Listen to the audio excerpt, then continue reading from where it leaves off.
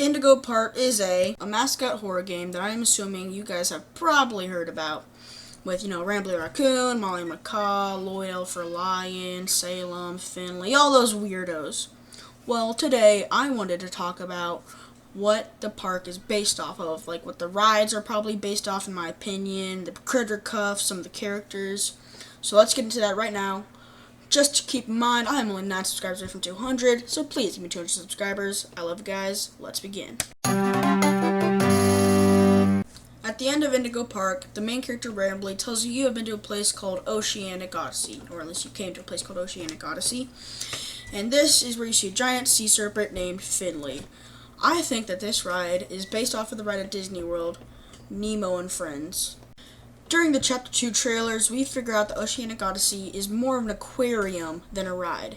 And at Disney World, the seas with Nemo and Friends is an aquarium experience where you can see fish and wonders of the deep sea.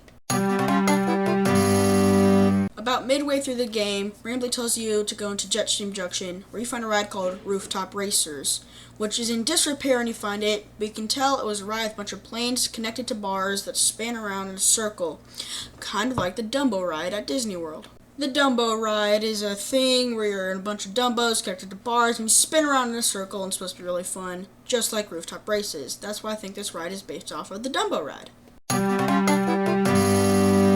The next and final ride, because Lloyd Stage doesn't count as a ride or anything like that, will be Rambly's train ride thing. We're going to call it Rambly's Choo Choos. Now, Rambly's Railroad, or as I like to call it, Rambly's Choo Choos, I think is based off the Snow White Seven Dwarfs ride, or I guess the Seven Dwarfs mining ride at Disney World, which is more high-paced than Rambly's ride, but it's still a train ride. That kind of explains some lore. So I believe that it's based off the Seven Dwarfs ride.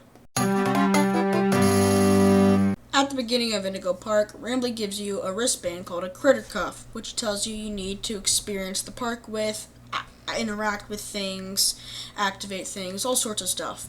Which is literally the same exact job the Nintendo Mario character bracelets do at Nintendo World at Epic Universe Studios. I believe it's like this because a wristband is a cool idea and it connects around. I think that's why they used it. I know for a fact based off the Nintendo one, because the Nintendo wristband helps you interact with every single part of the Nintendo park.